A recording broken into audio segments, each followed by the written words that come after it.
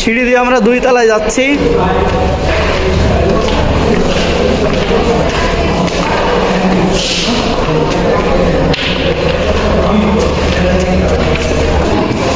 এইগুলো হচ্ছে ব্যাজ, মানে ওই সকল নবাবরা যে সকল ব্যাজগুলো ব্যবহার করতো, কোন কোন ধাতু, মানে এই যে যেটা আমরা দেখছি এইটাতে, এই যে এইগুলা।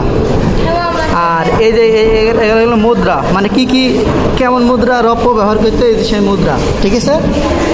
আবার এখানে আছে ব্যাজ, এখানে স্মারক ব্যাজ, এই যে এরকম ব্যাজ ব্যবহার। এইটা কি? এইটা হচ্ছে চেয়ার। আরে সেই তো অলঙ্কৃত চেয়ার, তলোয়ার, এইসব তলোয়ার গুলো হাত দেয়। হ্যাঁ,